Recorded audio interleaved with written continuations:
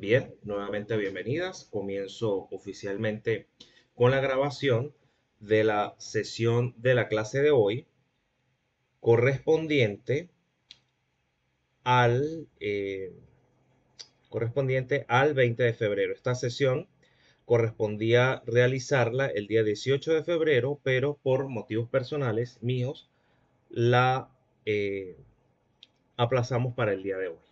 Bien, previo acuerdo con ustedes, desde luego.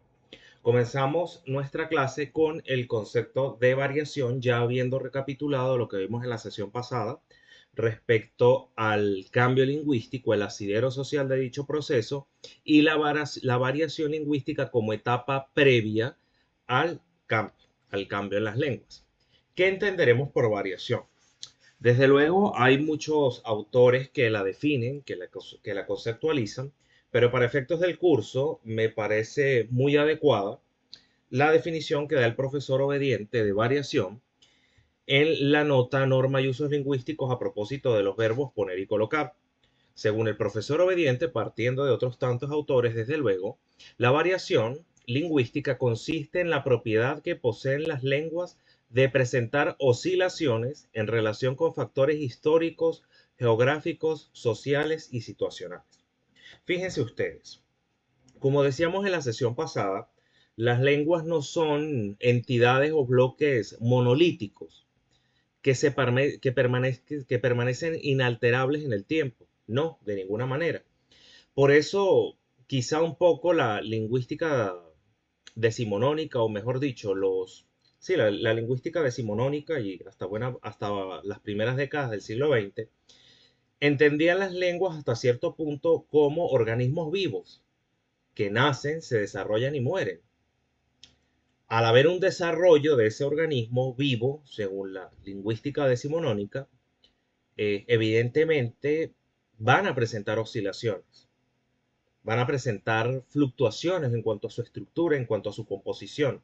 No pueden ser iguales a lo largo del tiempo, van a cambiar y previo a ese cambio hay variación. Y esa variación va a ser consustancial con diversos agentes extralingüísticos o con diversos factores operantes desde el punto de vista extralingüístico. Si las lenguas son entes socialmente convenidos, desde luego, los cambios, las fluctuaciones que operen en los grupos sociales que hacen uso de dichas lenguas, desde luego, esos cambios en la sociedad, en la historia, se van a ver reflejados en los códigos lingüísticos que emplean dichos grupos sociales. Entonces, desde luego, si hay un cambio histórico, se va a reflejar en la lengua. Si hay algún factor social que determine el uso de la lengua por un determinado grupo de individuos, desde luego eso va a ver reflejado en la estructura general de la lengua. Entonces, desde luego las lenguas van a variar. Van a variar dependiendo, por ejemplo, de la procedencia geográfica del hablante. Como ustedes comprenderán, no habla igual un uruguayo que un español. ¿Sí o no? Nunca vamos a hablar igual, incluso perteneciendo a una misma región. Porque, por ejemplo, ¿quiénes son merideñas aquí? Levanten la mano las merideñas. ¿Ninguna es merideña? Bueno, siendo merideña, supongamos que todas son merideñas. Incluso dentro del mismo estado Mérida, no hablamos igual. Todos no hacemos el mismo uso de la lengua. Por ejemplo, las personas pertenecientes a la zona Mocotíes, como es mi caso, tenemos una forma bastante particular de hablar si comparamos con, por ejemplo, nuestra habla con el habla de alguien procedente de Ejido, o alguien procedente de Mérida, o alguien procedente de los llamados pueblos del sur. Va a haber oscilaciones en cuanto al uso de la lengua, tomando en cuenta la procedencia geográfica de quien la emplea. Por ejemplo, muchachas, habla igual una persona de 70 años a una persona de 20. Habla igual, no, ¿verdad? Cada grupo etario, o sea, es decir, cada grupo de edad, va a emplear ciertos modismos propios de su época, ciertas realizaciones de los hechos de la lengua que van a reflejar su edad, su grupo etario, su grupo de edad, su grupo generacional. Y ya llevemos entonces inmersos en el uso de la lengua ciertos factores sociales condicionantes, porque cada grupo etario, es decir, cada grupo generacional, o a la vez constituirá, mejor dicho, un grupo social determinado. No hablamos igual los hombres que las mujeres, ¿sí o no? Aquí aprovechando que tengo solo damas. Sus novios, sus amigos, sus padres, sus hermanos, no hablan igual que ustedes. Ya son en las entonaciones, en el tipo de palabras que usan, incluso en los procesos de derivación morfológica que operan en las palabras. Quizá en las mujeres es más común emplear ciertos diminutivos o cierto tipo de palabras, que a lo mejor en el habla de los hombres no es tan común. Y ahí está operando la variación lingüística. Si veo mucho hacia mi izquierda es porque les estoy viendo la cara a ustedes por el teléfono. Así que mantengan la cámara activa. No hablamos igual. ¿Y por qué no hablamos igual? Porque hombres y mujeres son dos grupos sociales completamente delimitados. Y esa delimitación se va a ver reflejada en los hechos de la lengua, en el uso de la lengua que hace cada grupo. Y eso es variación. Allí se ve la variación lingüística. Incluso con respecto a los factores situacionales. Porque, por ejemplo, imaginen la situación en la que ustedes van a estar hablando, están en una conversación con la decana en la facultad. No van a usar la lengua de la misma manera como la emplearían en una conversación entre ustedes en el patio de la facultad. No, ¿verdad? Jamás, porque por ejemplo, ustedes no van a llegar al decanato a hablar con la decana y le van a decir, Marica, ¿qué más? ¿Cómo estás? Tiempo que no te veía. Jamás ni nunca, ¿verdad? Y allí está la variación inmersa. ¿Por qué? Porque ustedes van a adaptar el uso de su lengua en función de la situación. Y eso es variación, eso es un tipo de variación. Y eso lo deben tener muy presente ustedes.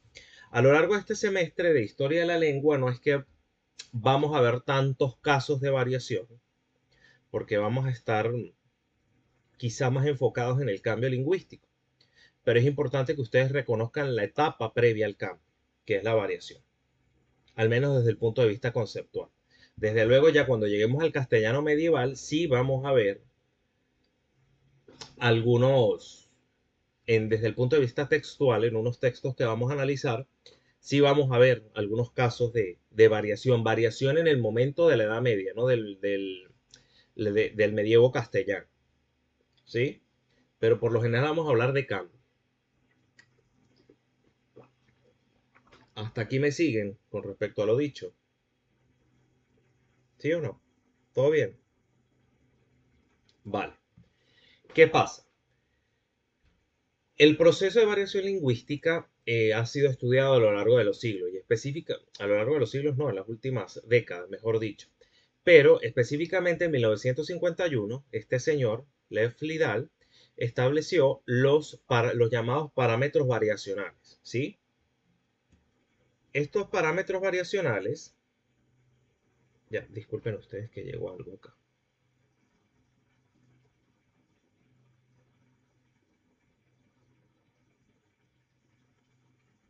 Ya, disculpen, estaba mirando algo acá, que estoy atendiendo una emergencia académica.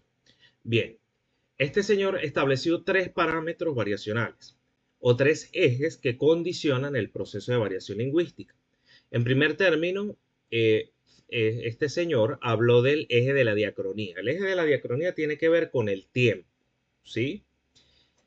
Es decir, como les decía, las lenguas no son bloques monolíticos. Siempre a lo largo de las décadas van a reflejar los cambios los cambios atinentes a los grupos sociales que las emplean. Desde luego, las sociedades y los grupos humanos no son iguales e inalterables a lo largo del tiempo. Los grupos humanos cambiamos nuestra percepción del mundo, la manera de pensar, es decir, desde el punto de vista etnográfico y antropológico, cambiamos a lo largo de la historia. Evidentemente esos cambios se van a ver reflejados en las lenguas. Y evidentemente a partir de todos estos factores que cambian en el tiempo en las sociedades, pues se van a generar ciertos procesos de variación en las lenguas, que eventualmente podrán llevar al cambio o no, es otra cosa, pero las lenguas van a variar. ¿Y van a variar dónde? En el uso que específicamente hacen de ellas sus usuarios. Fliedal también estableció el llamado eje de la diatopía, lo que les comentaba hace rato. Evidentemente, nunca hablará igual un hablante procedente de Uruguay que uno de España. Nunca hablará igual un caraqueño que un andino. ¿Sí? Entonces, este eje de la diatopía tiene que ver con el lugar. ¿Bien? Con el hecho de que las lenguas varían en función del lugar de procedencia de los hablantes que emplean dicha lengua.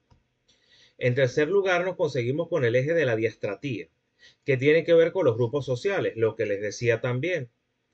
Las lenguas varían en función del grupo social del que procede el hablante o hablantes que las emplean. Por ejemplo, muchachas, ya hablábamos de que, por ejemplo, no habla igual una persona de 70 años a una de 20. O no hablan igual hombres y mujeres, en tanto que son grupos sociales. Por ejemplo, habla igual una persona de un nivel sociocultural bajo, de baja instrucción académica, a como podrían hablar ustedes que son universitarias. No, ¿verdad? De ninguna manera. Por ejemplo, Ana,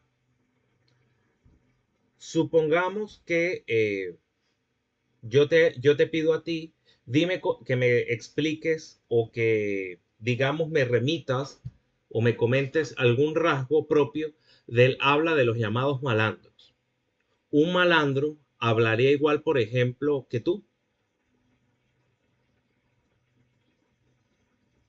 ¿Sí o no, Ana? ¿Hablarían igual? No. Ujú. Activa el micrófono, por favor. ¿Cómo hablaría un malandro según tú?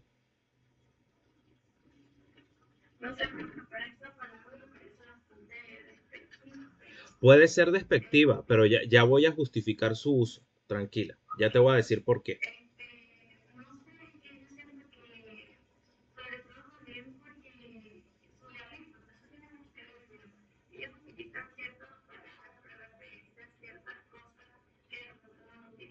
Como por ejemplo, como por ejemplo,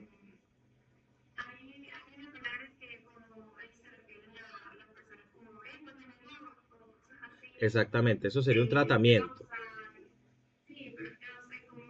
Claro, pero lo logras identificar y claramente tú percibes una diferencia con respecto a tu habla.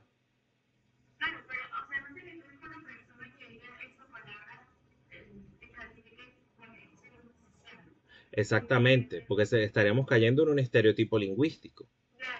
Exactamente.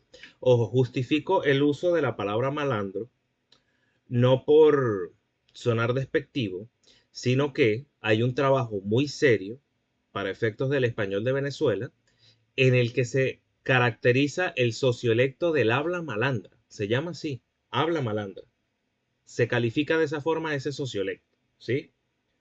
O sea que en este sentido vendría siendo hasta un término técnico, más que peyorativo. Por eso lo uso. Mucho ojo con eso. Hay un trabajo muy interesante de un lingüista venezolano que está en este momento, si mal no recuerdo, en Alemania, ulandino, por cierto, egresado de la Escuela de Letras de la ULA y de la Maestría Lingüística de la ULA, del nombre Alessio Quinellato. Y este muchacho se encargó de caracterizar el habla malandra, lo llama así, desde el punto de vista, si mal no recuerdo, de las actitudes lingüísticas. Entonces es muy interesante ese trabajo. Lo voy a buscar y se lo voy a enviar, pero por favor me recuerdan enviarlo para que lo tengan. Entonces, como muy bien lo comentó Ana, ella percibe una diferencia con respecto al habla de un grupo social al que no pertenece. Bien, pero ¿qué pasa? En 1981, este señor, Eugenio Coserio, que para ustedes no debe ser extraño este nombre, agrega el famoso eje de la diafasía. Es decir, en la lengua y específicamente el uso de la lengua se va a moldar a la situación de comunicación. Lo que les decía, ustedes, por ejemplo, si necesitan hablar con la decana en su despacho, en el decanato, no van a llegar a decirle, ¿qué más, marica? Tanto tiempo que no te veía. Eso es impensable, ¿verdad? Impensable. Pero es impensable también que en una conversación entre ustedes en el patio va a llegar, por ejemplo, mi amiga Margeli a decirle a María Susana, estimada María Susana, espero se encuentre bien. Tengo el agrado de dirigirme a usted en virtud de sus buenos oficios para notificarle que mi deseo de ir a comernos unos pasteles en el cafetín. Es absurdo, ¿verdad? Que traten de establecer una comunicación en el patio de la facultad de esa manera. Entonces, nos adaptamos a la situación de comunicación. Bien, vamos a hablar en primer término de la variación diacrónica, es decir, la que está ligada al eje temporal. Y quiero que vean un ejemplo que posteriormente llevó al cambio lingüístico. Por cierto, están viendo las láminas, ¿no? Las ven bien? Ok, porque estoy trabajando con una computadora que no es mía y ando aquí medio perdido. Entonces, como ya les decía, la variación diacrónica hace referencia al eje temporal, examinando las diversas formas y funciones de los componentes de la lengua a lo largo del tiempo. ¿Sí? Vemos variación diacrónica si comparamos, por ejemplo, la pronunciación castellana del siglo XIII y la pronunciación española del siglo XX de algunas consonantes.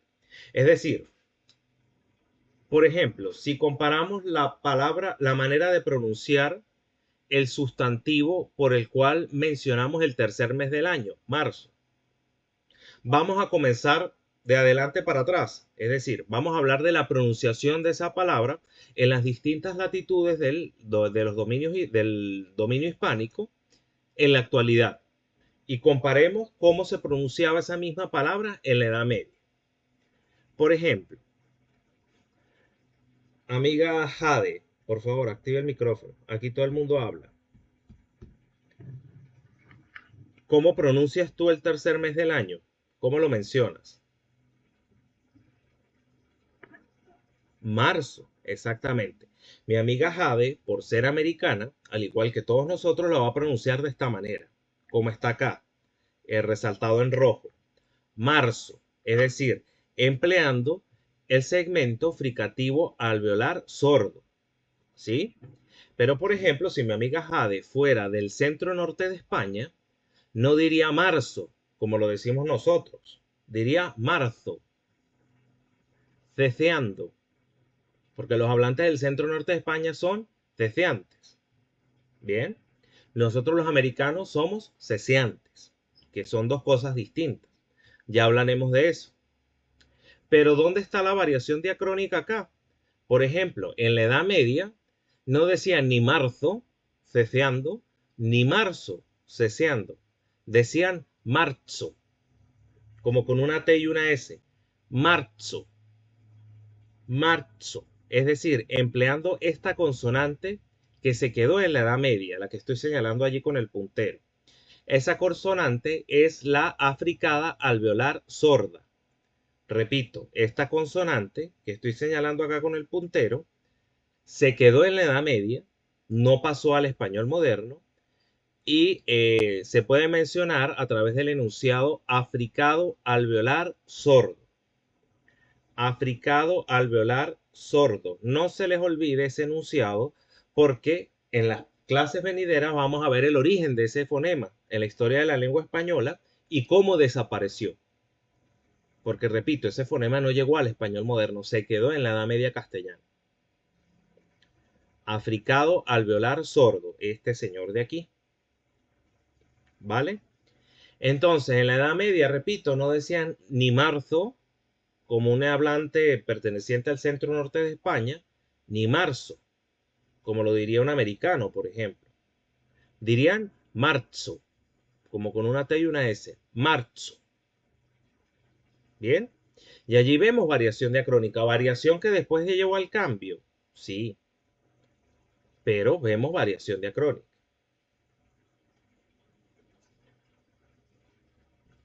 Pasemos ahora a la variación diatópica. La variación diatópica, como ya les había comentado, remite a la diversidad lingüística que se da en los territorios en donde se habla una determinada lengua. Es decir, hay diversidad lingüística si comparamos, por ejemplo, el habla de Centroamérica con el habla de la llamada región del Río de la Plata. La región del Río de la Plata está compuesta por Argentina, Uruguay y una parte de Paraguay. Eso es el Río de la Plata, para quien no lo sepa. Entonces, si tú comparas el habla de Centroamérica con la del Río de la Plata, hay mucha diferencia, ¿verdad? Y esas diferencias obedecen precisamente a la procedencia geográfica de los hablantes. A partir de la variación diatópica, podemos determinar los llamados dialectos de un sistema lingüístico. ¿Han oído esa palabra, dialecto? ¿Sí o no? ¿No la han oído? Nunca. La palabra dialecto. ¿Alguien sabe qué es un dialecto? ¿Me lo puede decir? ¿No? Bueno, vamos. Ajá, exactamente. Sí, sí. Ajá, exactamente. Tiene que ver con la región y la manera en la que usan la lengua los hablantes de esa región. Tal cual. Ya lo vamos a ver desde un punto de vista más técnico. Pero en esencia a eso remite la variación diatópica y específicamente la concepción o el concepto de dialecto. Como les decía con anterioridad, observamos variación diatópica si comparamos, por ejemplo, el habla de Montevideo con el habla de Caracas y Madrid. Montevideo, para que no lo sepa, Uruguay. Vamos a hablar ahora del dialecto, porque es un concepto muy importante al que quizás no le vamos a dedicar tanto en el curso de historia de la lengua, pero las que lleguen a español de América sí vamos a hablar muchísimo de dialecto, porque a grandes rasgos pudiéramos pensar en el español de América como un gran dialecto al cual se suscriben diversos subsistemas, es decir, diversos dialectos que componen ese bloque, ese macro bloque llamado español de América. Pero la noción de dialecto en este punto no va a ser tan ajena para ustedes tampoco, porque el conjunto de lenguas romances, entre ellas la lengua castellana en primer término, posteriormente español, las lenguas romances surgieron a partir de la lengua latina en primer término como dialectos. Fueron dialectos del latín, que posteriormente se fueron diferenciando tanto desde el punto de vista estructural de la lengua latina que terminaron siendo lenguas independientes. Pero al menos en un primer momento, en una primera etapa, fueron dialectos del latín. O sea que este concepto de dialecto no está tan injustificado en cuanto a lo que veremos y lo que trataremos más adelante en el curso. Entonces, ¿qué entenderemos por dialecto? Un dialecto será un sistema de signos desgajado de una lengua común. Fíjense ustedes cuando hablábamos de la definición de lengua en la sesión pasada. Entendíamos por lengua un sistema de signos socialmente convenido o socialmente establecido. Un dialecto también es un sistema de signos, pero es un sistema de signos que se subordina a una lengua común. Pensemos en los dialectos del español.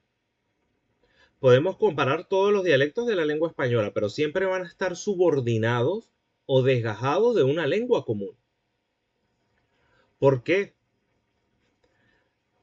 Porque esto permite la intercomunicación entre los hablantes pertenecientes a distintos dialectos, pero a una misma comunidad lingüística. Es decir, todos los hablantes independientes del español, independientemente del dialecto, nos podremos entender, porque pertenecemos a una misma comunidad lingüística. Es decir, algunas veces con dificultad, pero si por ejemplo un chileno habla con un maracucho y a su vez estos dos hablan con un español y a su vez estos tres hablan con un hablante mexicano o algún hablante perteneciente a cualquiera de los países de Centroamérica, todos se van a entender. Quizás emplearán ciertas palabras de distinta forma, con distintos sentidos, y será necesario en la interlocución hacer ciertas aclaratorias respecto al significado de ciertos términos, pero se van a entender. ¿Y por qué se van a entender a pesar de que pertenecen a distintos grupos dialectales? Porque esos grupos dialectales, esos dialectos, mejor dicho, van a estar desgajados de una lengua en común.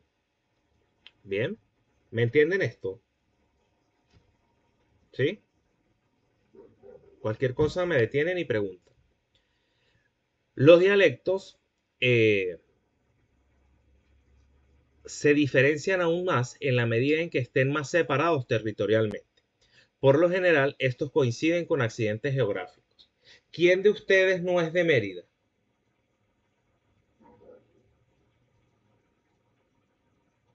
¿Ana es de Mérida o no?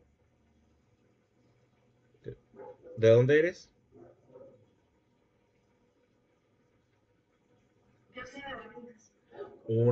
De Barinas. ¿Y alguien? ¿Las otras de dónde son? Hablen, muchachas. Yo necesito que en esta clase hablen. Y van a hablar obligatoriamente y porque sí, así que voten la pena. Susana,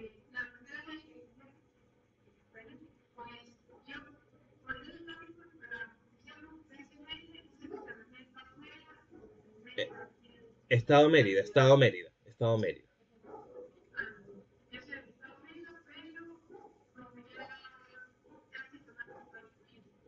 Ajá. Jade, se dice así, ¿no? Jade. Ajá, Jade. ¿De dónde eres tú? También. Ajá. ¿Y Margeli dónde es?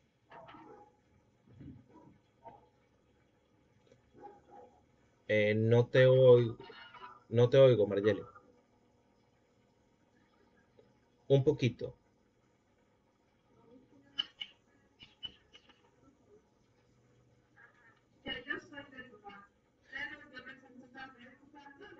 Claro, Mérida ciudad, claro, claro. Faltó allí delimitar. Bueno, no tenemos hablantes que pertenezcan, bueno, tenemos a alguien de Barinas, pero desde el punto de vista dialectal de las clasificaciones dialectales podría estar incluida, eh, si no dentro del dialecto de los Andes, sí en un dialecto muy afín a los Andes. Pero, por ejemplo, si un hablante del centro del país, ya sea de la región central o de la región capital, evidentemente oye a un merideño hablar y va a percibir diferencias bastante notorias con respecto a su propio dialecto. ¿Y qué pasa? ¿Por qué pasa eso? Porque nuestro dialecto, el de los andinos, coincide con un accidente geográfico. ¿Con qué accidente geográfico podría coincidir el dialecto de los andinos? ¿A quién se le ocurre? ¿Sobre qué está el estado Mérida, el estado Táchira y parte del estado Trujillo? ¿Sobre qué? Exactamente, exactamente, la cordillera de los Andes, la porción que le corresponde al territorio venezolano. Entonces, fíjense que nuestro dialecto, el de los andinos, coincide con un accidente geográfico, en este caso la cordillera andina. Por eso es que el profesor obediente, cuando clasifica las áreas dialectales del español de Venezuela, habla, por ejemplo, o establece, mejor dicho, que en el español de Venezuela está el dialecto de los Andes y el resto del país, un dialecto que pareciera, en el que pareciera converger todo el resto del país. Entonces, los Andes y el resto de Venezuela. Y precisamente, si ustedes se fijan, esa clasificación de las áreas dialectales del profesor obediente coincide, eh, casualmente, valga la cotación, con un accidente geográfico, en este caso la cordillera. ¿Sí? Es importante también en este punto comprender un poco las diferencias de los dialectos con respecto a las lenguas. Primero, no poseen un alto grado de diferenciación. Los dialectos, claro, porque si se diferencian mucho, la gente ya no se puede entender.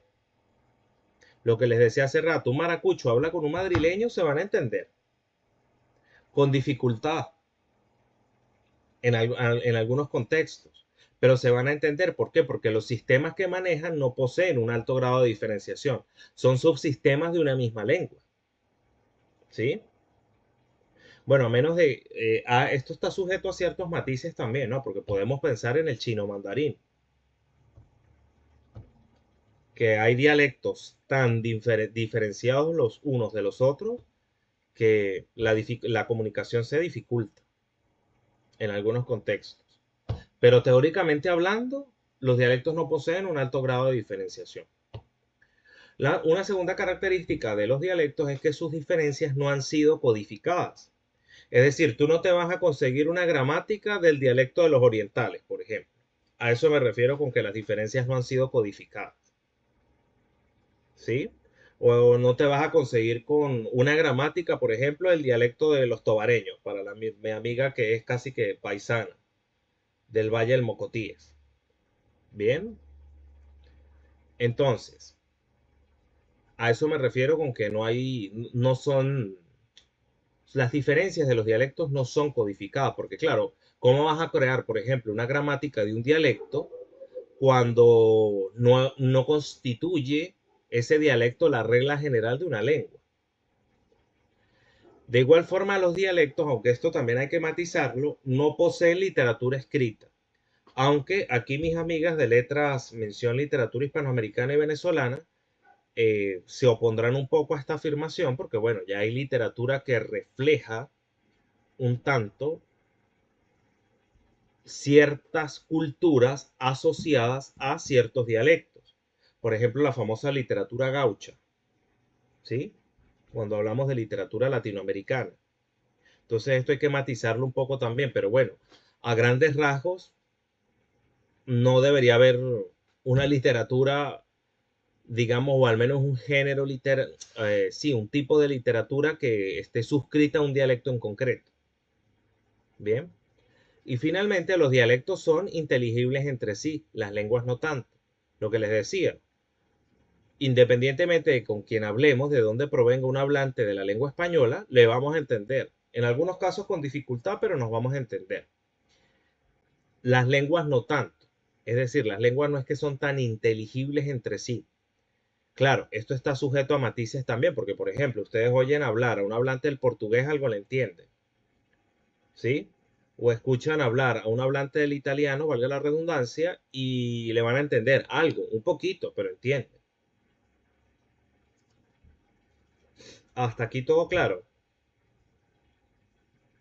Bien. Ahora, subordinado al concepto de dialecto se encuentra la noción de acento. ¿A ustedes en alguna oportunidad no les han dicho, ay, mira, tienes acento merideño, tienes acento tobareño, tienes acento de no sé dónde? Fíjense ustedes que allí la gente no está tan pelada usando eso, ese concepto. ¿Por qué? Porque el acento, ¿por qué tú determinas el acento? Por lo que escuchas, ¿verdad? ¿Sí o no? Entonces, algunos lingüistas distinguen entre dialecto y el acento. El concepto de acento, repito, va a estar subordinado al concepto de dialecto. Es decir, va a ser una parte del concepto de dialecto. Pero no por esto vamos a equiparar el dialecto con el acento. No son exactamente lo mismo a pesar de que el acento forma parte del dialecto. Y el acento puede ser entendido como una forma determinada de pronunciar una variedad. Cuando se presta atención solamente a las diferencias de nivel fonético, se habla de diferencias de acento. Es decir, en la manera en que, por ejemplo, tú pronuncias las S a final de palabra, tú puedes identificar el acento de alguien. O, por ejemplo, si tú oyes a un hablante que en lugar de decir llave te dice llave, tú inmediatamente identificas el acento de esa persona. Porque específicamente, vuelvo y repito, el acento se refiere en concreto a la manera en que tú pronuncias una variedad. Una variedad del español, ¿no? Por variedad del español entendemos, por ejemplo, el español de Venezuela, el español de Mérida, el español de Tobar, el español de Bailadores, el español de Ejido, ¿sí? Entonces tiene que ver exclusivamente con lo fonético. Ya la categoría de dialecto tiene que ver con todos los niveles de análisis lingüístico, no solo con lo fonético, sino también con lo fonológico, con lo morfosintáctico, con lo léxico-semántico e inclusive con lo pragmático. El dialecto, ¿no? Repito, el acento solo tiene que ver con lo fonético. El dialecto, por su parte, va más allá de lo fonético. También el dialecto se identifica a partir de lo fonológico, de lo morfosintáctico, de lo léxico-semántico e inclusive de lo pragmático. Esto es muy importante que lo tengan en cuenta. ¿Hasta aquí todo claro? Bien.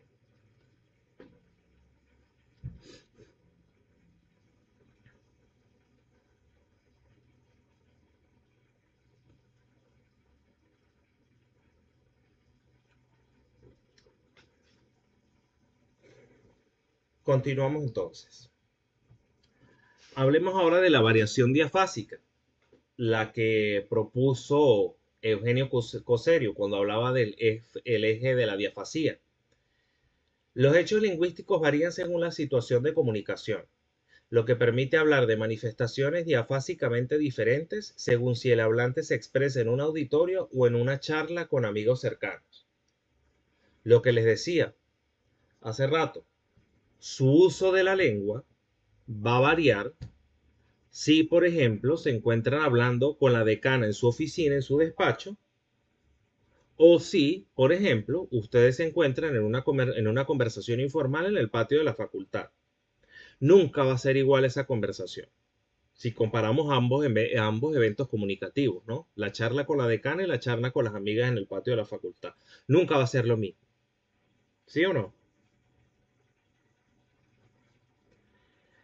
Pero, y esto sí es muy importante que lo tengan en consideración, así como, por ejemplo, el concepto de dialecto está vinculado ineludiblemente con la variación diatópica, y así, por ejemplo, como el concepto de sociolecto va a estar asociado a la variación diastrática, a la variación diafásica, que es la que nos ocupa en este punto de la clase, van a estar vinculados dos conceptos que por lo general se tienden a confundir.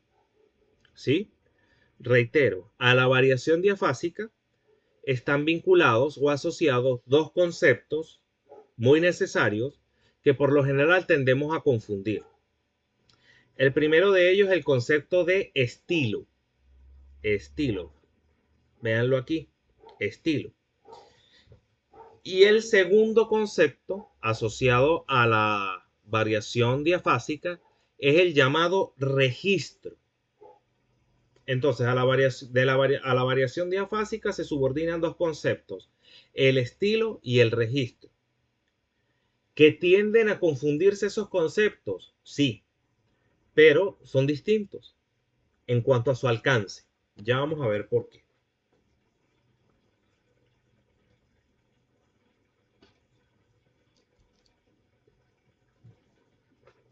El estilo, específicamente. El estilo se trata de un parámetro gradual que representa el nivel de formalidad del discurso. ¿Sí? Repito, el estilo se trata de un parámetro gradual que representa el nivel de formalidad del discurso. Es decir, el estilo se va a evidenciar en el discurso cuando operamos o adaptamos nuestro uso de la lengua para ser más o menos formales. Allí vamos a ver el estilo lingüístico.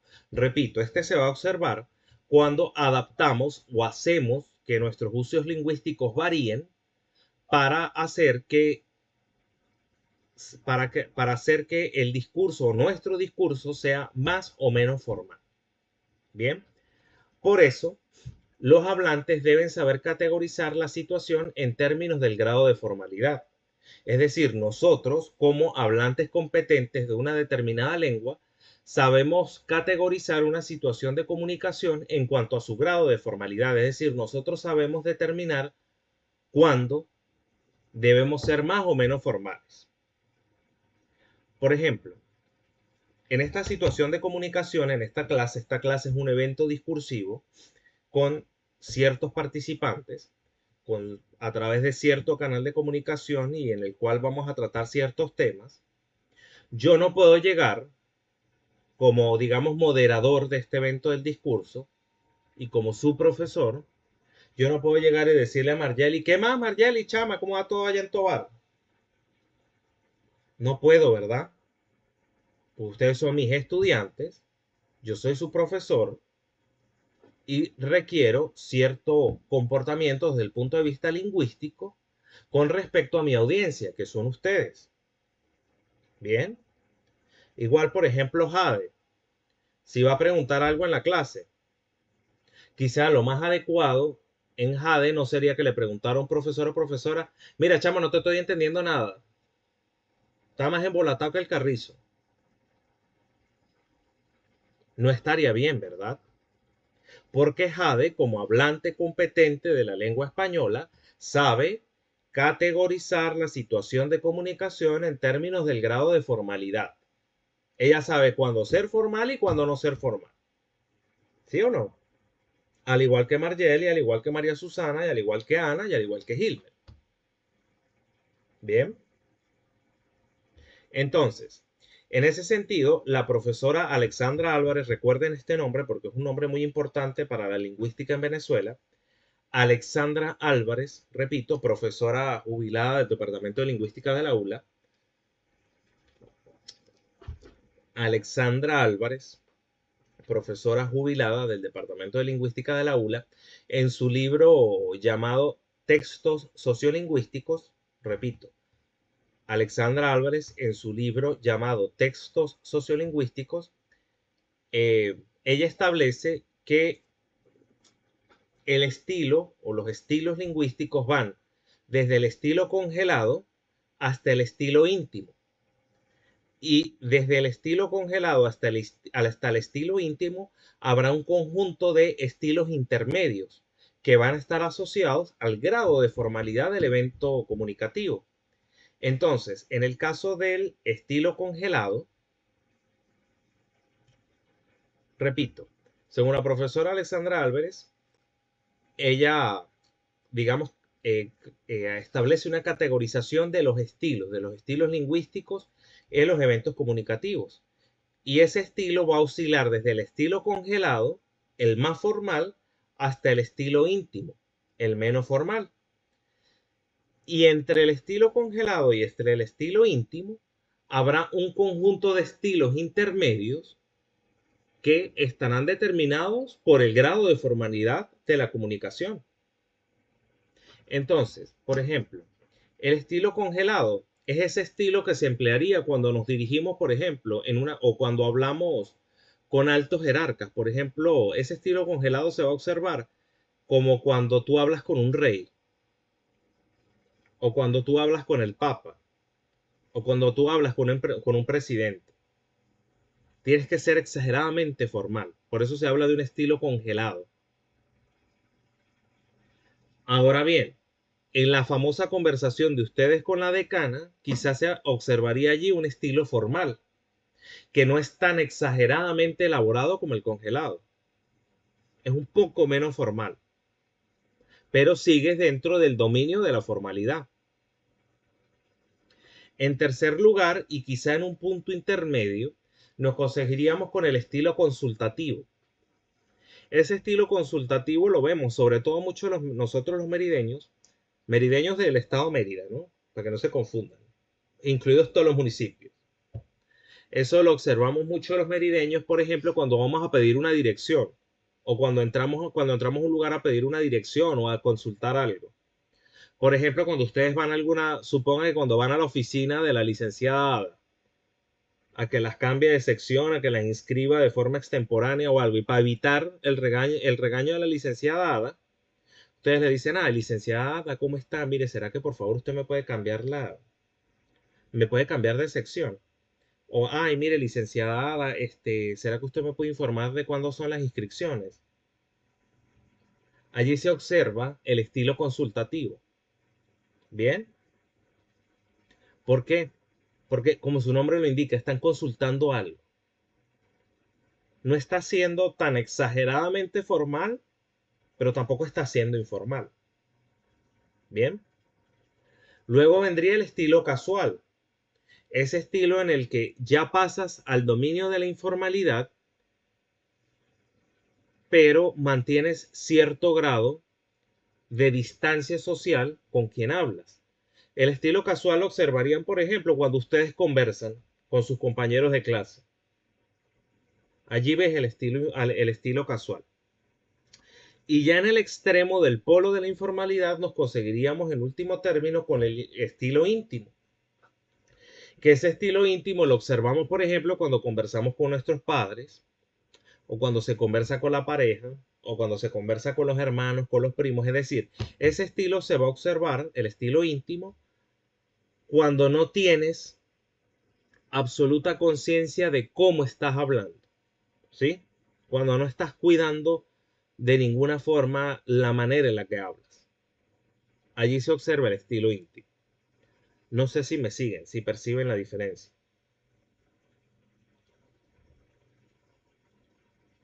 Ana, ¿todo bien?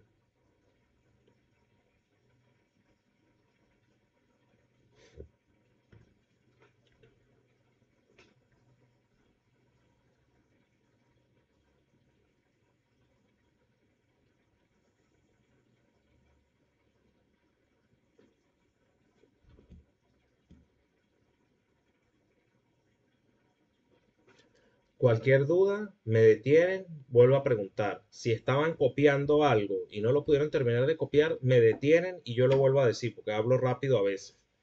Entonces, para que no pierdan los datos. De todas formas, la clase, repito, queda grabada. Y cualquier cosa, ustedes tienen su horario de consulta para que pregunten. Bien sea por el grupo, bien sea por mensaje privado, no tengo problema, yo respondo. Pero aprovechen los recursos de los que dispone.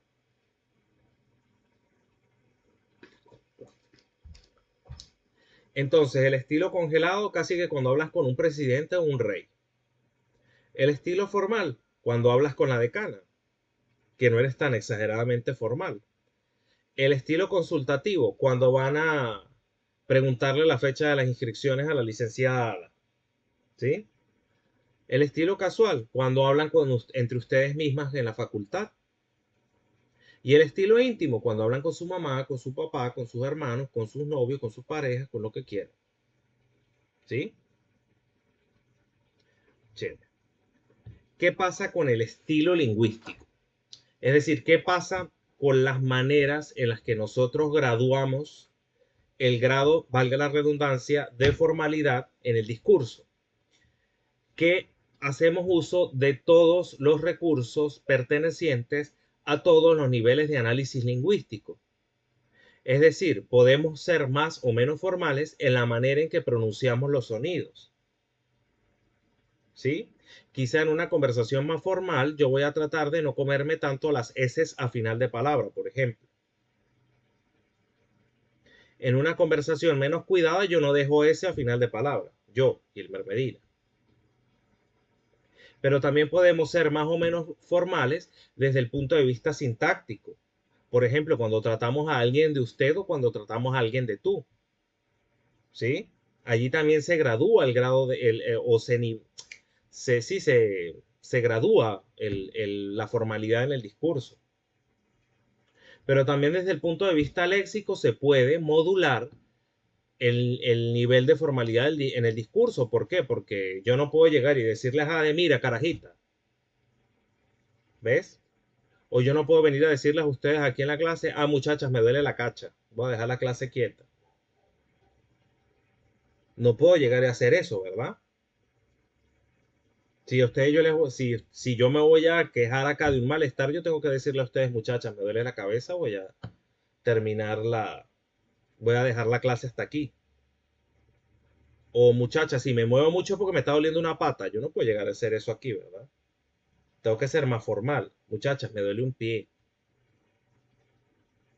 Entonces, el grado de formalidad en el discurso también se modula en cuanto al uso de las palabras, es decir, en cuanto al léxico de la lengua.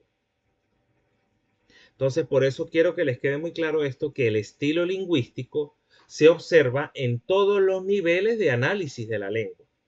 En lo fonético fonológico, en lo morfosintáctico, en lo léxico semántico e inclusive en lo pragmático. El grado de formalidad se modula en todos esos niveles. Por ende, el estilo se gradúa en todos los niveles de análisis lingüístico. Tengan eso muy presente. ¿Alguna duda? ¿Todo bien, María Susana? Fino, Jade, Margeli. Fino. Ana.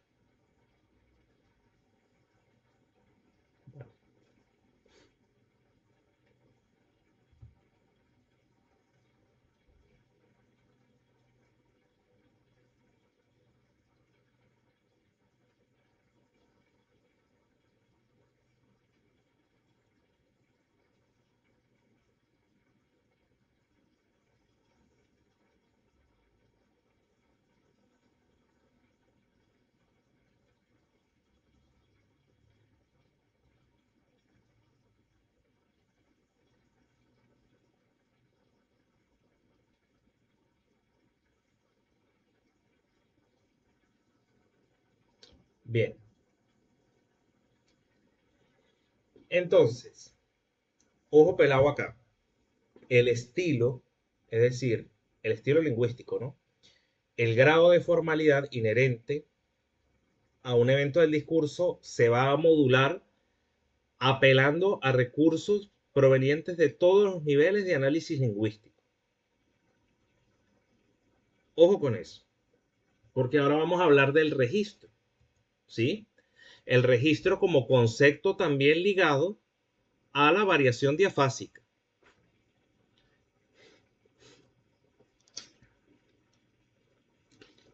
Repito, el estilo se gradúa, el estilo lingüístico, en apelando a recursos provenientes de todos los niveles de análisis lingüístico.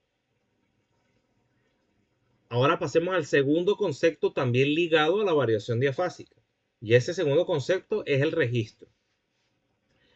Fíjense ustedes, el registro, el cual tiende a confundirse con el estilo, por eso les insisto tanto, se evidencia solo en el nivel léxico de la lengua. Ojo pelado con esto. El registro, el cual tiende a confundirse con el estilo, se evidencia solo en el nivel léxico de la lengua y está relacionado con la variable sociológica profesión, pues dependiendo de este factor, es decir, de la profesión, habrá, por tan solo mencionar unos poquísimos ejemplos, un registro médico, un registro lingüístico, un registro mecánico, un registro jurídico y pare usted de contar el número de profesiones que hoy en día existen. ¿Sí?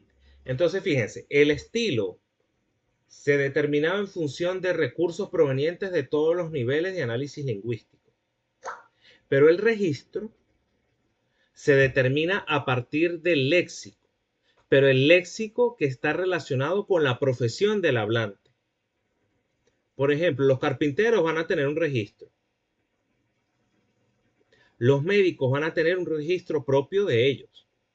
Los abogados van a tener un registro jurídico, un registro propio de su profesión.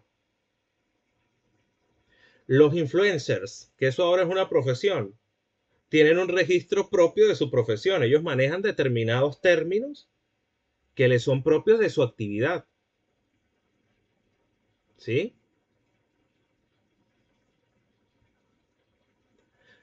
Por ejemplo, los bachaqueros, eso se convirtió en una profesión. Y ellos manejan determinadas palabras propias del oficio al que se dedican. ¿Sí? Entonces, eso es el registro. Los mecánicos tienen palabras que les son propias de su profesión. Eso es el registro. Y entonces el registro solo se va a ver, vuelvo y repito, reflejado en las palabras, en el léxico. Pero en el léxico, insisto, vinculado a una profesión en concreto. ¿Me siguen?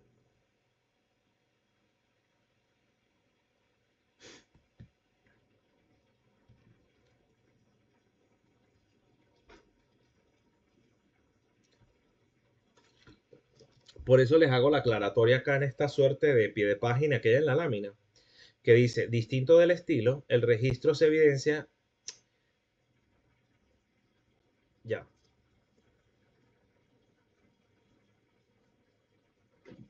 por eso les hago la salvedad en este pie de página, que acá no aparece así aparece la leyenda. El registro, el cual tiende a confundirse con el estilo, se evidencia solo en el nivel léxico de la lengua, distinto el registro del estilo, pues el estilo se evidencia en todos los niveles de análisis lingüístico, no solo en el léxico. Entonces, esto es muy importante que lo tengan en cuenta, la diferencia entre estilo y registro. Y créanme que esto puede ser casi que una pregunta obligatoria para el control de lectura que van a tener. Así que ténganlo por allí aspectado. ¿Queda claro hasta acá todo? ¿O repito algo? Margeli, ¿todo bien? ¿Segura? Te veo con cara de susto.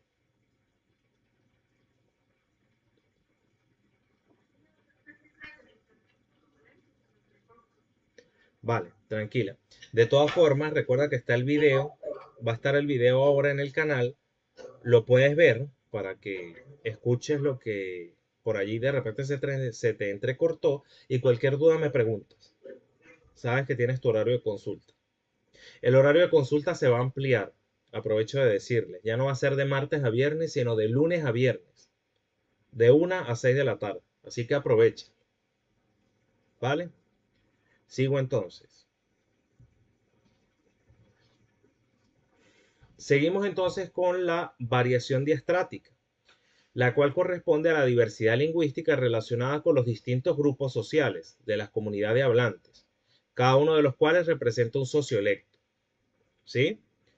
Hombres y mujeres, jóvenes y ancianos, citadinos y campesinos, profesionales y analfabetos, todos poseen peculiaridades lingüísticas que les son propias. ¿Por qué? Porque son grupos sociales. Y evidentemente, el hecho de que determinada persona esté suscrita a un grupo social en concreto, eso se va a evidenciar en sus hábitos lingüísticos, es decir, en la manera en la que se uso de la lengua. Y desde luego, una misma persona va a estar suscrita a múltiples grupos sociales a lo largo de su vida.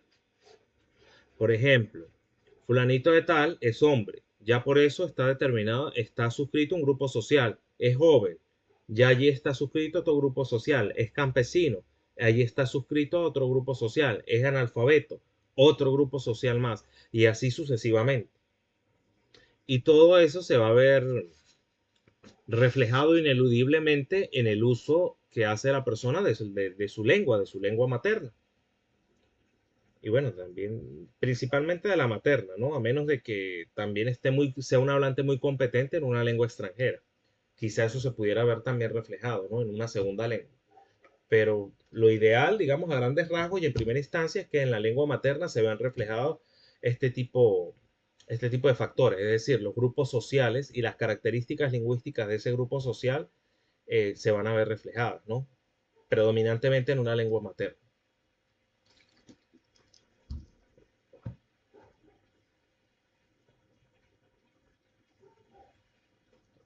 Ahora, el concepto ligado a la variación diastrática es el del sociolecto, ¿sí? Los sociolectos constituirán manifestaciones de un dialecto. Ojo pelado con esto. Los sociolectos constituirán manifestaciones de un dialecto, vamos a decir geográfico, en un grupo social, especialmente cuando este grupo se adscribe a un nivel socioeconómico o sociocultural determinado. Partiendo de esta definición, sería posible encontrar un sociolecto alto para el nivel sociocultural alto o un sociolecto medio para un nivel sociocultural medio y un sociolecto bajo que, por obvias razones, va a referir a un nivel sociocultural bajo. Pero del mismo modo, sería posible hablar de un sociolecto de hombres y de los jóvenes, así como de mujeres, de ancianos, así como de profesionales o analfabetos, así como de universitarios o estudiantes de primaria, porque son grupos sociales. Es decir, va a haber tanto sociolectos como grupos sociales hay en un determinado constructo social, en un determinado grupo social. ¿Sí? Pero ¿qué pasa? ¿Por qué les insistí tanto en estas primeras líneas de la definición de sociolecto? Los sociolectos son manifestaciones de un dialecto, vamos a decir, geográfico. Si los sociolectos constituyen la forma en la que un grupo social hace uso de una lengua determinada, ¿por qué diríamos acá entonces, al comienzo de esta definición, que también son manifestaciones de un dialecto, vamos a decir, geográfico? Volvemos a la famosa habla malandra. Ana, ¿dónde, según tu criterio, se escucharía o se realizaría la famosa habla malandra en Venezuela? ¿En qué región? Caracas, la región capital del país o también parte de la región central. Entonces, ese sociolecto que se ha llamado habla malandra para efectos del español de Venezuela, es un sociolecto porque constituye una forma particular de usar la lengua propia de un grupo social determinado. Ajá, pero ese grupo social constituye, o mejor dicho, ese sociolecto también constituye la manifestación de un dialecto. ¿Por qué? Porque ese sociolecto forma parte o se realiza específicamente en un área del país determinada. Y esa área presenta un dialecto determinado. Entonces, por eso el sociolecto también constituye una manifestación de un dialecto. Es decir, el sociolecto del habla malandra a su vez constituye una manifestación particular del dialecto de la región capital del país y de parte de la región central. Por ende, el anclaje geográfico de los sociolectos debe tenerse muy presente a la hora de caracterizarlos.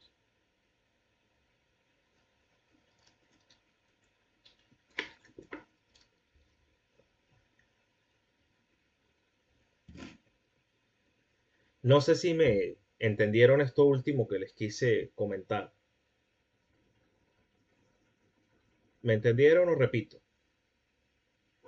Repito, las caras no, los carómetros están mal. Entendemos por sociolecto a una manera particular de usar la lengua por parte de un grupo social determinado. Es decir, va a haber un sociolecto alto, oculto, para las personas pertenecientes a los estratos socioculturales más altos. O habrá un sociolecto medio para las personas pertenecientes al nivel sociocultural medio y así sucesivamente. Pero puede haber un sociolecto de los hombres, un sociolecto de las mujeres, un sociolecto de los jóvenes, de los viejos, en fin. Habrá tantos sociolectos como grupos sociales haya en un determinado territorio en el que se use una lengua en específico. Pero ¿qué pasa? ¿Por qué les insisto tanto en esto? Los sociolectos son manifestaciones de un dialecto, vamos a decir geográfico. Porque un sociolecto, si constituye la forma prototípica de hablar de un grupo social determinado, va a la vez a constituir una manifestación de un dialecto. Pensemos en el habla malandra. Como muy bien lo dijo Ana, el habla malandra se da prototípicamente en Caracas, es decir, en la región capital, y se da también en la región central del país. Entonces tenemos el sociolecto del habla malandra, pero ese sociolecto también va a constituir la manifestación o también va a ser una manifestación de un dialecto. ¿Por qué? Porque ese sociolecto propio del centro del país va a formar parte del dialecto de esa región, es decir, de la forma de hablar de esa región, porque es un grupo social que habita mayoritariamente esas regiones que les acabo de mencionar en Venezuela, la región central, la región capital. Entonces, por eso ese sociolecto del habla malandra, por ejemplo, va a constituir también una parte del dialecto de la región central del país. Por eso les digo que los sociolectos constituyen manifestaciones de un dialecto también. Porque esos sociolectos siempre van a asociarse o a estar vinculados prototípicamente con una región en concreto. ¿Me siguen?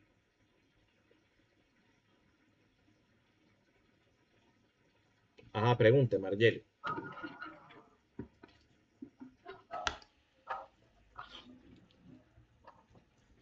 Margeli, si me mandas un audio por el grupo, porque hay mucha interferencia y te respondo, ¿sí?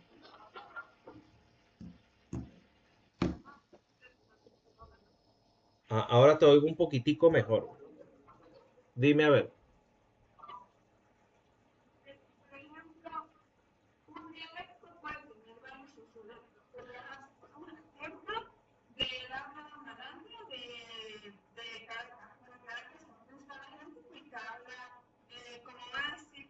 Exactamente, exactamente, sí, exactamente.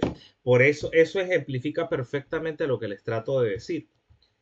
Un sociolecto también va a constituir, a pesar de ser la forma de hablar de un grupo social, va a constituir manifestaciones de un dialecto. Y ese dialecto puede tener múltiples manifestaciones, ¿sí? Múltiples manifestaciones sociolectales. Por ejemplo, en el dialecto de la región capital de Venezuela podemos conseguir al menos dos manifestaciones sociolectales. El habla malandra, el habla de los cifrinos. Ahora hay un habla, por ejemplo, respecto al español de Caracas, hay un habla muy particular de una suerte de nuevo cifrino distinto a la concepción de cifrino que se tenía en los 90s, 80s. Bien, entonces exactamente. En un mismo dialecto puede haber muchos sociolectos, Margeli. Por ejemplo, español de Caracas, él habla malandra, él habla de los cifrinos. ¿Sí? Perfecto. Eso es. Y a eso me refiero específicamente cuando les digo que los sociolectos pueden constituir manifestaciones de un dialecto. Y que en un dialecto puede haber muchos sociolectos. Piensen siempre para su estudio, para su repaso, en que en el español de Caracas, un dialecto, hay por lo menos dos sociolectos. Habla malandra, cifrinos. Por lo menos. Porque se pueden contar más. Incluso dentro del sociolecto de los cifrinos hay ciertos subgrupos.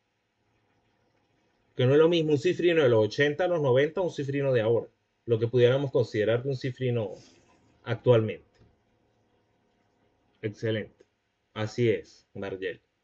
No sé si las demás captaron el comentario que muy bien acaba de plasmar Margel.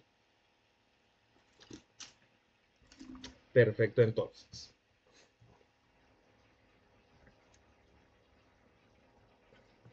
Seguimos entonces con la famosa variación diamésica que se estableció más recientemente en 1983 y este concepto se creó pensando en la lengua italiana. Lo propuso un italiano, desde luego, Alberto Mioni, pero que es un concepto que se puede hacer extensivo a todas las lenguas. Y la variación diamésica, si ya se leyeron la nota del profesor Obediente, si no lo han hecho, háganlo corriendo. La variación diamésica está ligada con el canal de comunicación, ya sea la oralidad o la escritura. María Susana, cuando idealmente una comunicación escrita va a ser igual que una comunicación oral.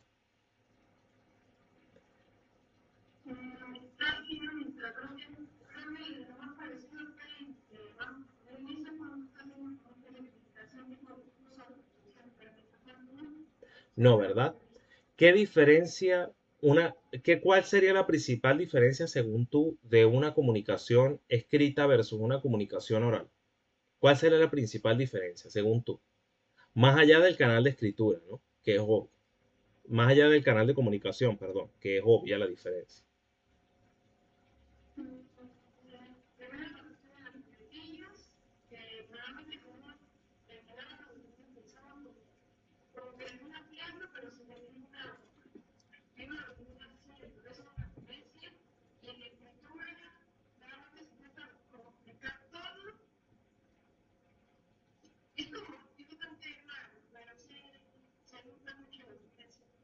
Podríamos decir entonces, de lo que puedo inferir a partir de tu comentario, que quizá en la comunicación escrita el mensaje es un poco más cuidado, quizá un poco más formal en cuanto a, sí, un poco más formal y más cuidado en cuanto a su forma, ¿no? En lo escrito.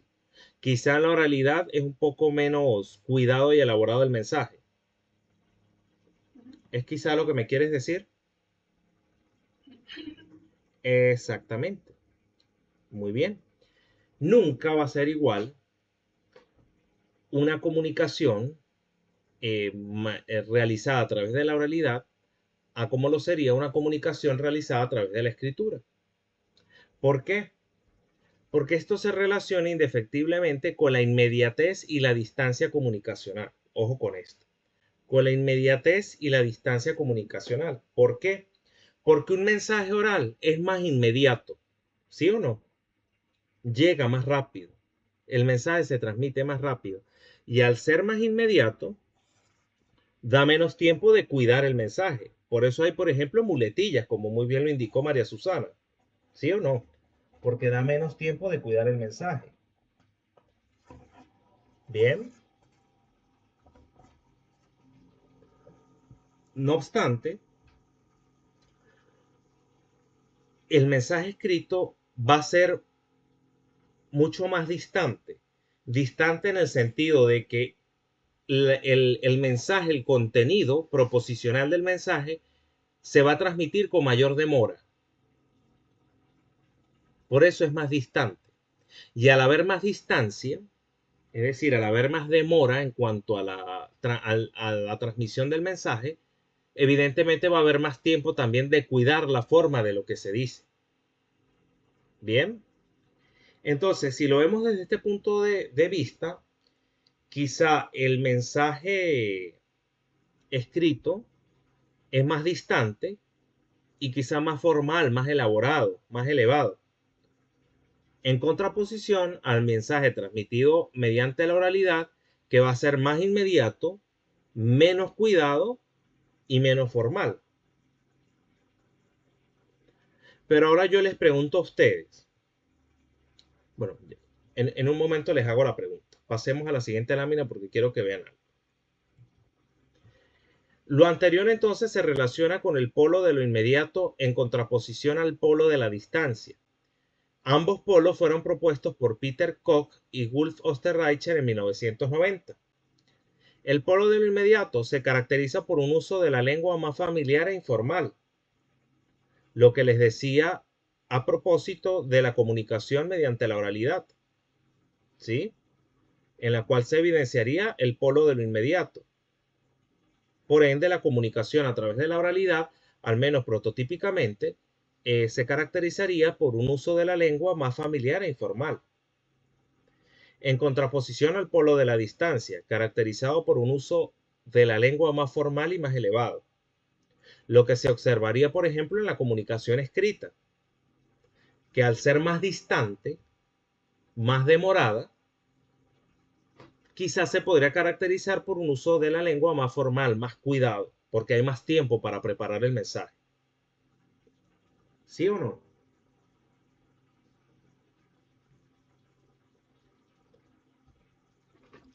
Bueno, como veo que están copiando, les voy a dar un poquito de tiempo para que copien y les voy a hacer una pregunta.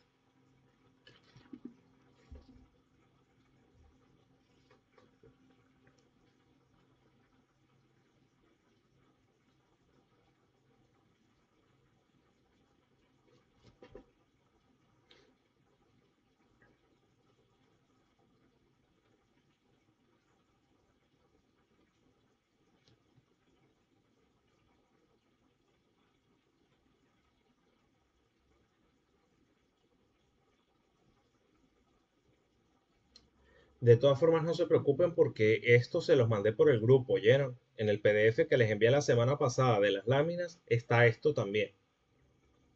Siempre les voy a mandar PDF de todas las clases para que solo tomen nota de por allí los comentarios que de repente les hago y no se les vaya tanto tiempo en copiar lo que está en las láminas. No es necesario porque lo tienen allí.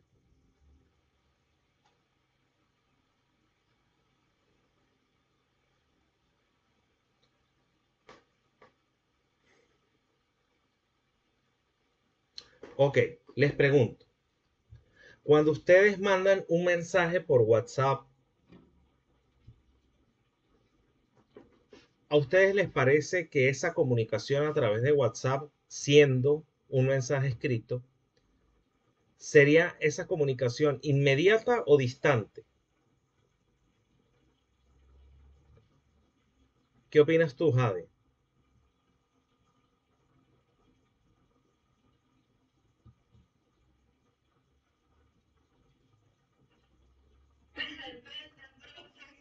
Porque depende. Para eso estamos aquí, para hablar, porque yo de solo hablar yo solo me canso.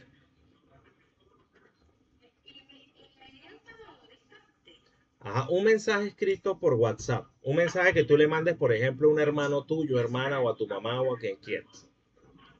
Sería o a cualquiera de tus compañeras, o qué sé yo, o que me mandes un mensaje a mí inclusive, sería un mensaje, una comunicación inmediata o distante.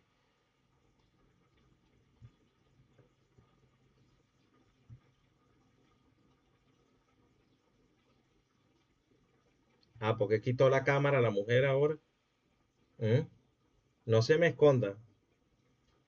Aquí no debes consultar a un amigo, no debes consultar a la audiencia. Ajá, ve. ¿O qué opinas tú, María Susana, para que ayudes a Jade que se perdió? ¿Qué tan distante o inmediato sería, por ejemplo, un mensaje de WhatsApp que le mandes, por ejemplo, a tu mamá, a tu papá o a algún familiar tuyo?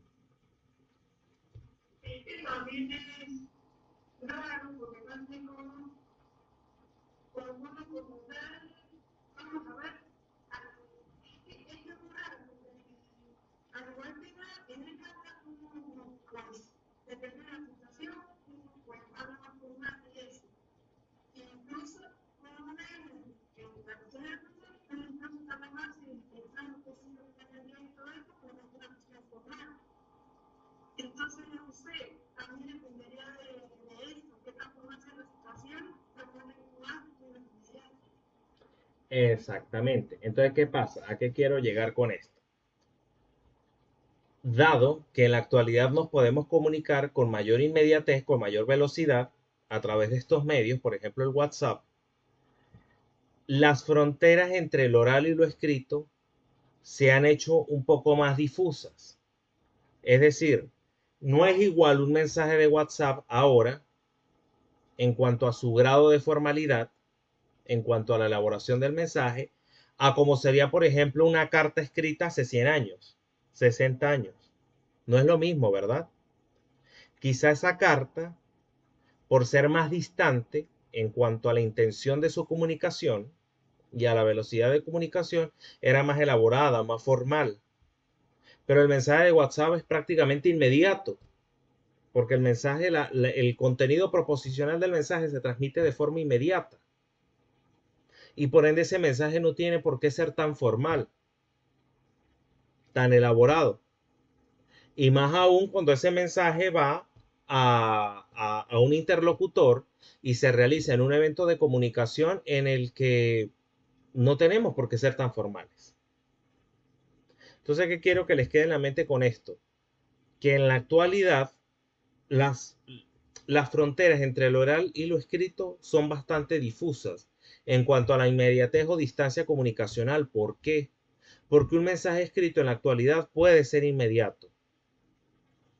Y al ser inmediato ese mensaje, no tiene por qué tener las características de un mensaje escrito de hace 50 años, de por ejemplo una carta.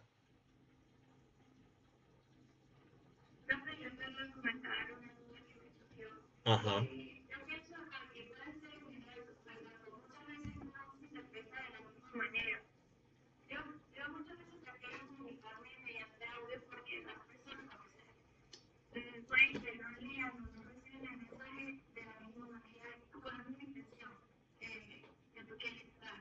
Exactamente. Sí, sí, sí, tal cual. Ahora tenemos tantas vías de comunicación y tantos modos de comunicación que por eso les digo, ya la frontera entre lo oral y lo escrito y lo inmediato y lo distante ya es muy difusa. De hecho, una nota de voz puede estar muy bien estructurada, puede ser muy formal, muy elevada en cuanto al estilo lingüístico. Quizá tú te consigues con un mensaje de texto hecho a la machimberra, como diríamos coloquialmente, de forma muy informal, muy poco elaborada, y fíjate, es un mensaje escrito. Y una nota puede estar muy bien estructurada con mucha formalidad, ¿ves? Y también opera eso que tú dices allí, también persiguiendo un poco la inmediatez comunicativa, tú quizás prefieres simplemente restringirte a solo enviar audio, porque a veces la gente no lee, como tú muy bien lo indicas. Entonces sí, tiene mucho sentido. Déjenme buscar acá algo en el grupo, por favor, y se los voy a mandar para finalizar esta parte y un poco a propósito de la variación diafásica, ¿sí? De cuando adaptamos los usos de la lengua a la situación de comunicación, cuando queremos ser más o menos formales. Les quiero enviar esto, ya, que me parece muy simpático y describe perfectamente lo que tiene que ver con la formalidad y la informalidad, pero en concreto con lo de la variación diamésica, es decir, ligada al canal de comunicación.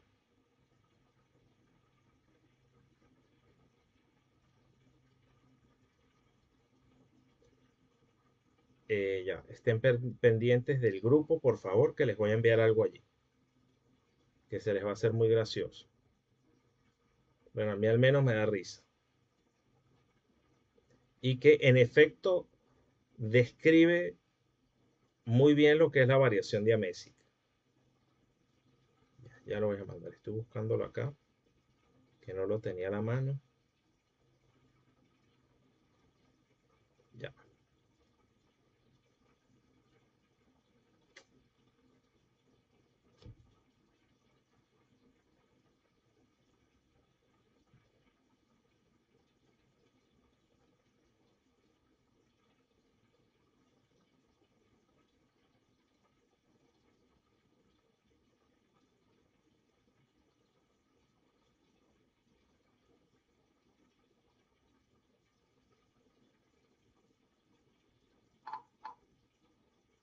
Vean por favor lo que acabo de enviar a un grupo, al grupo, perdón. Esa sería la forma de definir en memes la variación diamésica.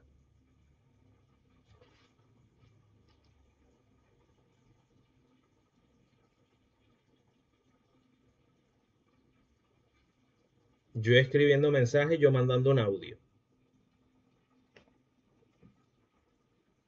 Se define la variación diamésica allí también lo referente al polo de la distancia versus al polo de lo inmediato.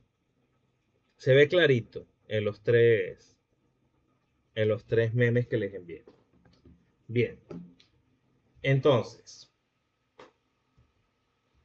continúo.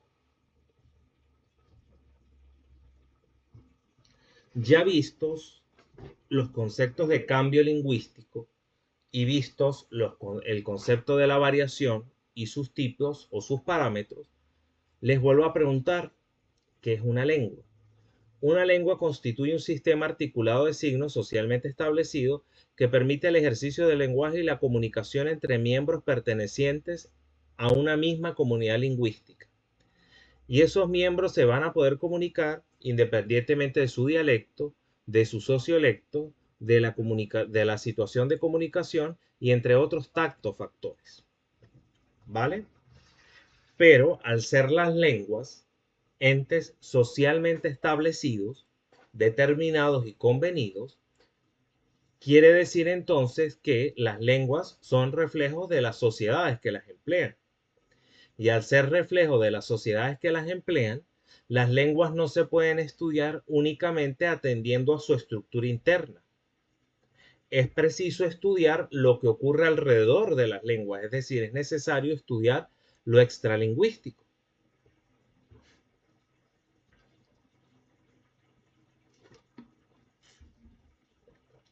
Así pues, nos encontramos con la dicotomía de la historia interna versus la historia externa de una lengua. Por historia interna entenderemos lo atinente a todos los niveles de análisis lingüístico, fonético-fonológico, morfosintáctico, léxico-semántico y pragmático. Es decir, lo que ocurre dentro del sistema de la lengua a lo largo del tiempo. Esa sería la historia interna. Pero si las lenguas, repito, reitero una vez más, son reflejo de las sociedades que las emplean, no podemos desestimar en su estudio entonces lo que ocurre fuera del sistema lingüístico. ¿Y qué es lo que ocurre fuera del sistema lingüístico? La historia externa. que tiene que ver con las circunstancias sociales, políticas, culturales que enmarcan los procesos de variación y cambio lingüístico. Es decir, porque los procesos de cambio y variación lingüística no es que se dan como un experimento de laboratorio, es decir, en un ambiente estéril o en un ambiente controlado para un experimento. No, los procesos de variación y cambio se dan precisamente como respuesta a circunstancias sociales, políticas, culturales, religiosas, militares, gubernamentales inclusive. Son procesos que hacen que en la lengua se refleje lo que ocurre a su alrededor. Y eso lo vamos a ver a lo largo de este semestre. Por ejemplo, en los orígenes de la lengua española se evidenció o se reflejó, por ejemplo, la invasión de los germanos. Posteriormente, en la lengua española de la Edad Media se observó bastante, mejor dicho, o se reflejó bastante todo lo atinente a la invasión de los árabes a la península ibérica, a lo que actualmente es la península ibérica.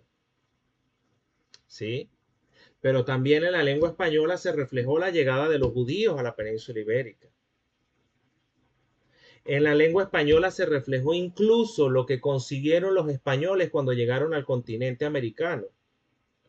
Porque cuando llegaron al continente americano, ¿qué les pasó a estos españoles? Pues se consiguieron con un montón de realidades que desconocían, que nunca habían visto y para las cuales no tenían nombre.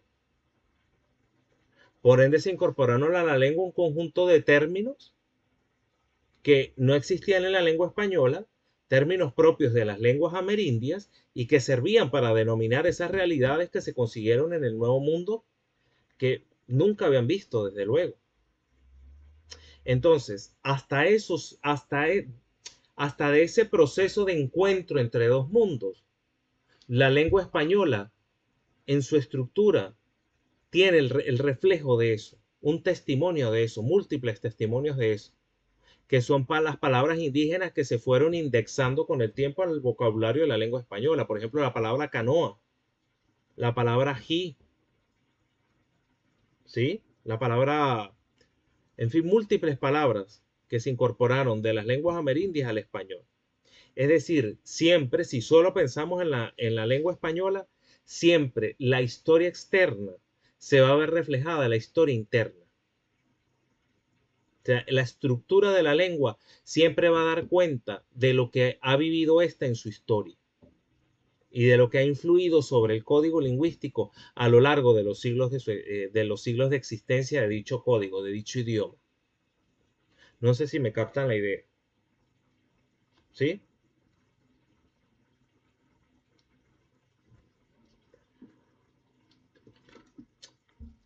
Cuando finalicemos esta revisión de conceptos y un poco la historia de por qué el latín se extendió en la península ibérica, posteriormente, cuando pasemos al plano fonológico y al plano sintáctico, nos vamos a concentrar más en la historia interna. No obstante, al final del semestre ustedes van a efectuar unas exposiciones en las que daremos rienda suelta a la historia externa, es decir, a comprender eso que vamos a ver de historia interna, pero ya en el contexto en el cual se generó esa historia interna. Bien, eso ya lo van a describir más en extenso ustedes al final del semestre gracias a estas exposiciones que van a efectuar, que se les van a asignar con suficiente anticipación para que las preparen porque van a tener bastante para leer. ¿Sí? Por eso también les insisto tanto en que no dejen acumular lecturas. Si miro mucho así es porque les estoy viendo las caras a ustedes por el teléfono acá a mi izquierda. Bien.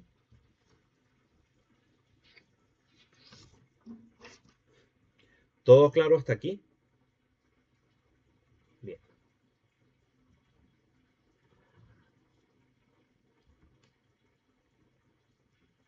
Ahora,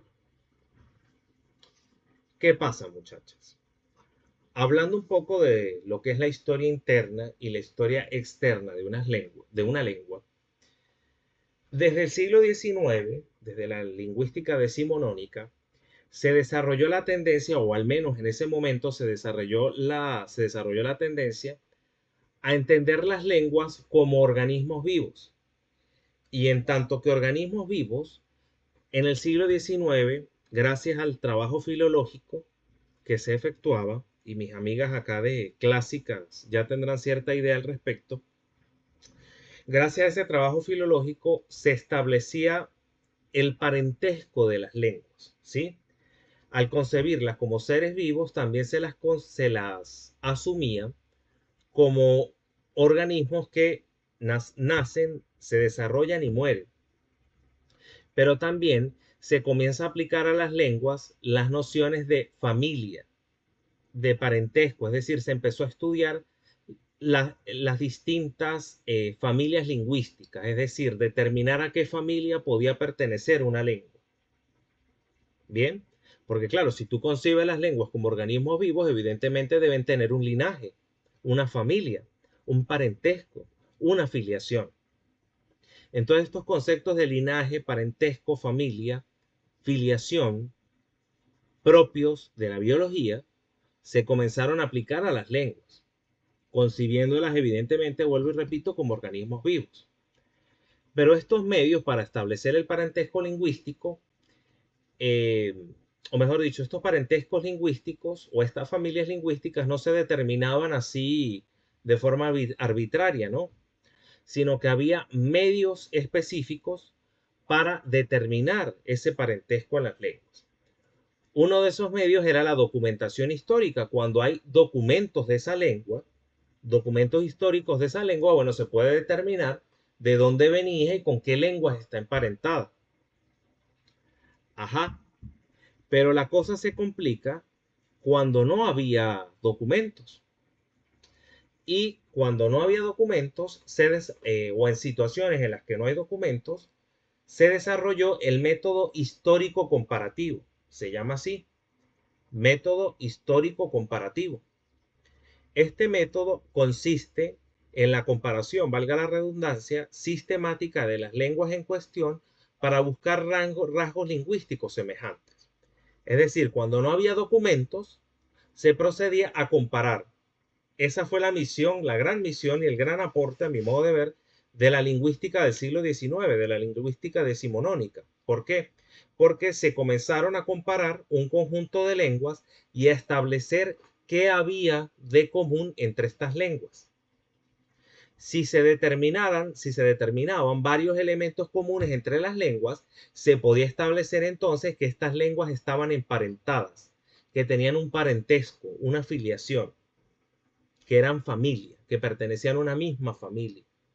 Esas lenguas que se estaban comparando. Y a ese conjunto de rasgos en común o rasgos semejantes que se establecían producto de la comparación, se les conocía o se les conoce como cognados, así como está escrito acá, cognados. Reitero, cuando no había documentación histórica, se acudía al método histórico comparativo. ¿Y en qué consistía este método? En establecer semejanzas a partir de la comparación entre lenguas. ¿Sí? El método histórico comparativo, establecer semejanzas a partir de la comparación sistemática. Cuando se determinaban suficientes semejanzas a partir de rasgos lingüísticos comunes entre las lenguas, se podía determinar si eran o no familia o si pertenecían o no a una misma familia, esas lenguas. Y esos rasgos lingüísticos semejantes, a esos rasgos lingüísticos semejantes se les denomina o se les reconoce como cognados. Mis amigas de clásicas me desmentirán si estoy errando, que la palabra cognado viene del latín cognatus. Y ese latín cognatus, el sentido de esa palabra, era pariente consanguíneo. ¿Sí? Entonces tiene sentido que esos cognados se determinaran para establecer la filiación entre lenguas posiblemente pertenecientes a una misma familia.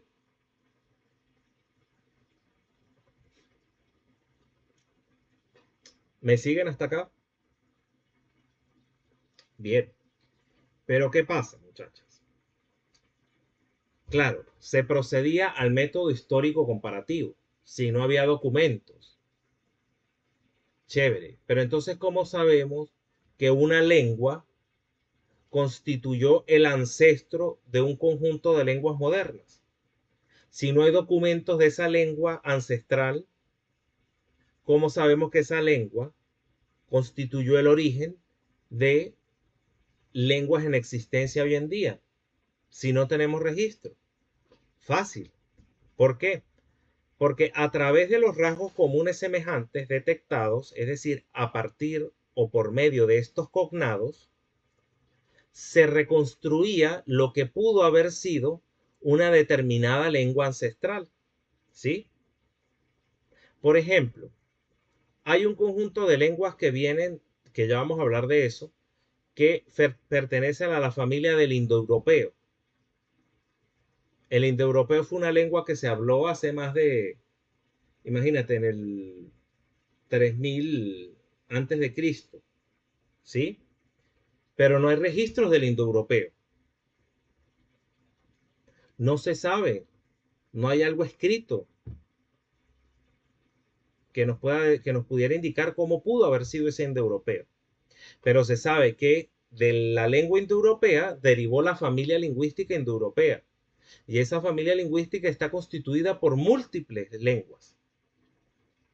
Bien, múltiples lenguas que hoy en día existen. Pero no se sabe cómo era el indoeuropeo.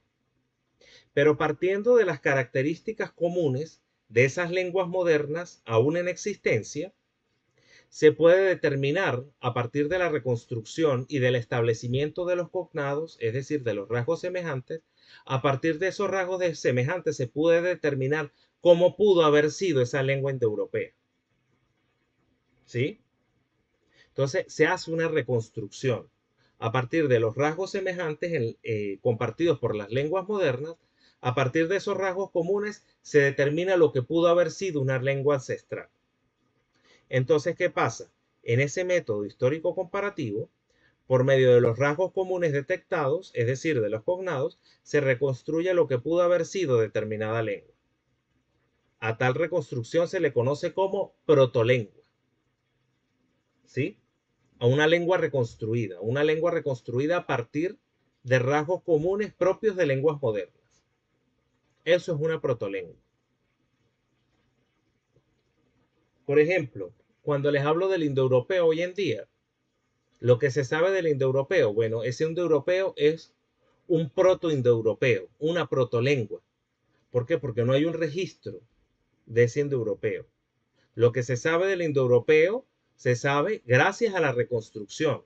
Una reconstrucción hecha a partir de la comparación sistemática, no de forma arbitraria ni de forma caprichosa, mucho menos.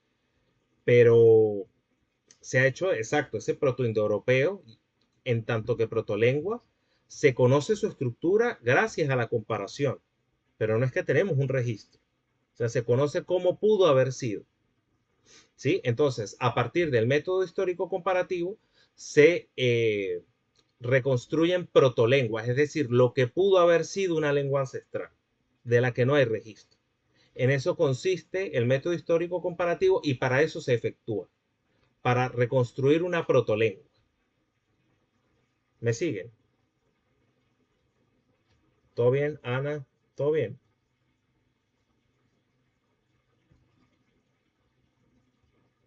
¿Me escuchas, Ana? ¿Todo bien?